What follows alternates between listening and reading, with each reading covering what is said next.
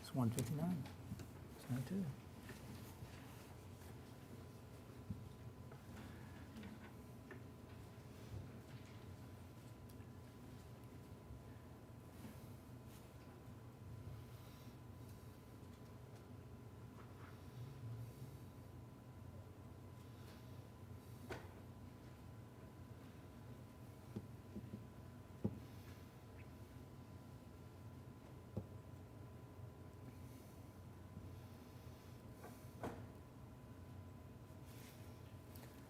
Good afternoon.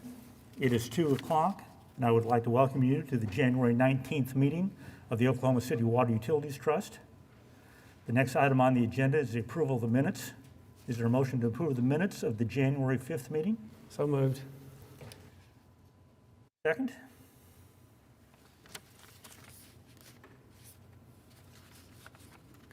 Any comments? Stone cipher, Old Simon.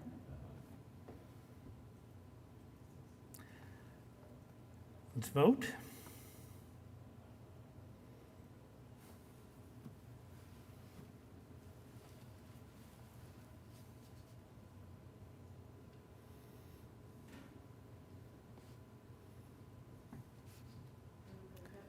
And the motion passes 4-0. The next item on the agenda is a consent docket. There are 9 items. We can take them as a single vote, or we can pull any items the trustees may wish to do. Move the consent docket. There's a motion.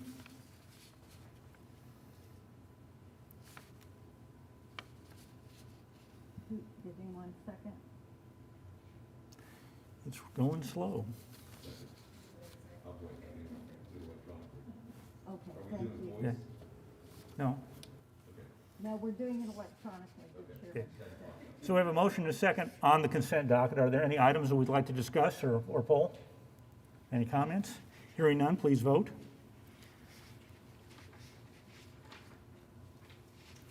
And it passes 4-0. There's nothing under the concurrence docket or under emergency construction contracts. Items for individual consideration. Item A is a presentation on quarterly financial plan and commercial paper program. Mr. Chairman, we have Vanessa Aguilar, the Utilities Business Manager, here for a short presentation on our pro forma. Good afternoon, Chairman and trustees. As Chris mentioned, we're here to provide a brief overview for the report that PFM has provided on the quarterly financial plan and commercial paper program update. So on this slide, just to give you an overview, PFM, as our financial advisor, is tasked with reviewing and updating our comprehensive long-term financial plans for water and wastewater. Also, they are in charge of monitoring and providing oversight for our commercial paper program.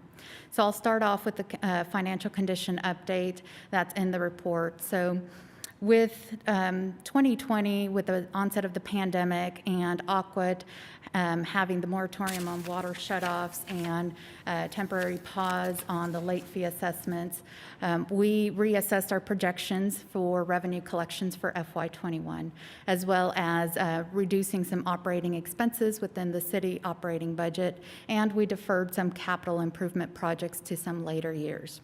So with that, we are looking at fiscal year 21, both water and wastewater pro formas to be on target through the end of the year.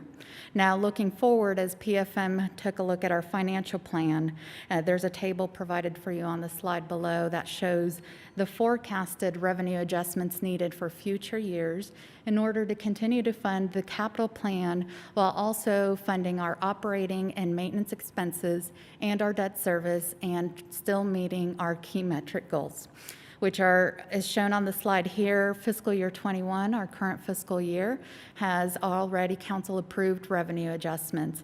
So FY22 and through 25 are our forecasted adjustments needed in future years. Our revenue bond coverage goal is a minimum of 2 times coverage. So you can see here we're well above meeting that goal for our revenue bond coverage. Another key metric is our fixed charge coverage ratio, which our goal is to have that at a minimum of 1 times coverage, and we're well above that throughout the forecasted period. Also of note, during this time, Aqua also has engaged a cost of service consultant. So this consultant will be doing a cost of service study to look at these revenue adjustment needs and come back with those recommended rates and charges in order to meet our financial plan. So before I get started on the commercial paper overview, I'll go ahead and give you a few key definitions to help with the background of the commercial paper overview and PFM's report. So in order for Aqua to award projects, we either need to have cash in hand or have a commitment with a lending institution to provide credit in order to award the capital projects that we bring to you for approval. And so with that, PFM worked with our trust to solicit firms to provide that lending capacity. And so State Street Bank was selected to provide our letter of credit facility for our commercial paper program. And so also Bond Counsel and in coordination with our municipal counselor's office, they recommended a total amount of commercial paper order authorization to include in our commercial paper program. So defining that commercial paper order, that's the legal document that provides the total authorization that we're able to use for funding of capital project awards over the next 3 to 4 years. And so this is one key statistic that PFM tracks for us. And so as I mentioned, the aggregate is $700 million.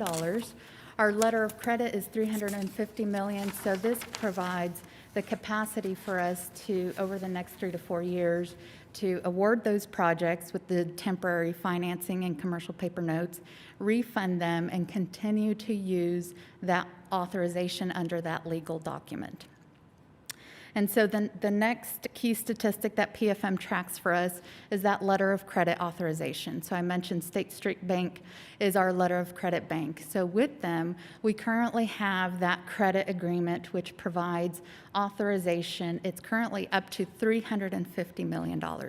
In PFM's 10-year strategy financing recommendations, they recommended a stair step up and a stair step down. So currently we're at $275 million, anticipating to go up to $350. And once we get past the second Atoka pipeline funding, we anticipate that to stair step back down. And so as we look at our letter of credit authorization, we are within compliance in the $275 million current letter of credit agreement.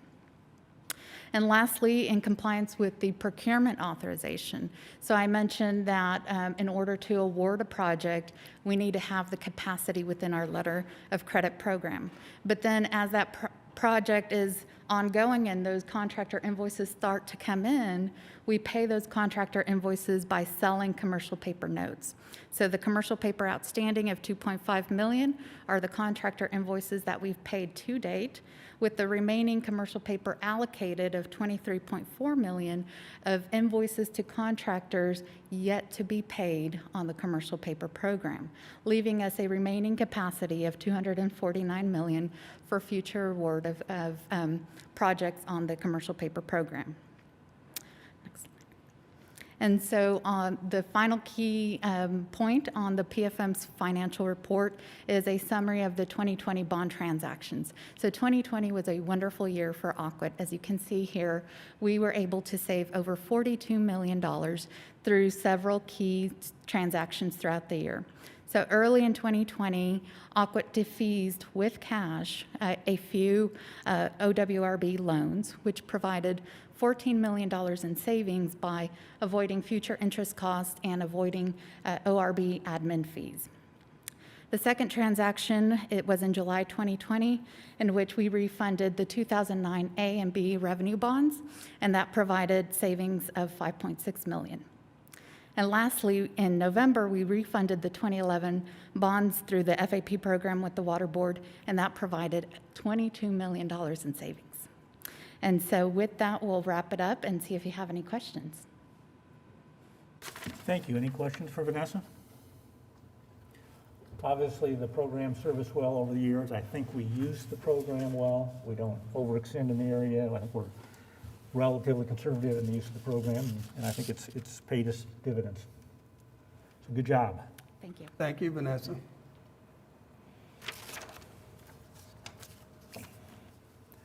All right, we've received the reports. Item 7, items from trustees.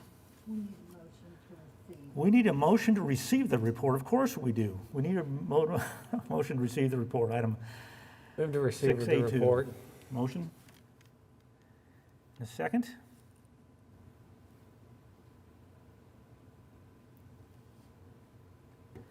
Someone?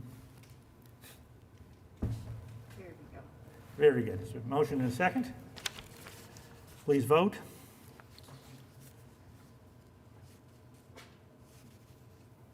And it passes 4-0. Mr. General Manager.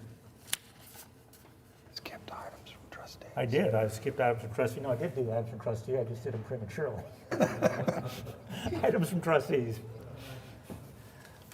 All right, Mr. General Manager. Thank you, Mr. Chairman. I would like to give you all an update on our delinquent accounts. A couple of little bright spots here. 2 weeks ago, we had 16,300 delinquent accounts. Now we have 16,100 delinquent accounts. Our balance 2 weeks ago was 9.9 million on those delinquent accounts, and this week it's still 9.9 million, so it hasn't gone up. Also, on the water wastewater, 2 weeks ago, the total of delinquent accounts was 6.8 million, and it's still 6.8 million, so it hasn't gone up either. So we have reduced the number of delinquent accounts by 200 accounts, and we haven't increased our amounts at all. So with that, I'd be happy to answer any questions on the delinquent accounts. Any questions for the General Manager? That's all I have, Mr. Chairman. Mr. General Manager, on your status report of the Utilities Department, we discussed this over the years, but it says the lake surface is above or below normal level, and I really believe that should be full level. There is no normal level. The lakes fluctuate, and there isn't a normal level out there. The elevations are below what we calculated engineering-wise to be the full level. Hefner's 1199. Yes. All right. So a couple of our lakes are a little above full pool, Yeah, I know, but there is a calculated Yes, sir. full level on it. It's 1199 at Lake Hefner. and a couple of them, so we have We have flood pools above some of them. so- Atoka and McGee are a little below. They're about 3 feet below. The odd thing is we've had a fair amount of rain in Oklahoma, but not much in southeast Oklahoma for some reason or another. But we will catch up on those two before the spring ends, I'm quite sure. And I will make that adjustment on your report. All right, I appreciate that. Are there any citizens to be heard? Seeing none, we are adjourned. Thank you.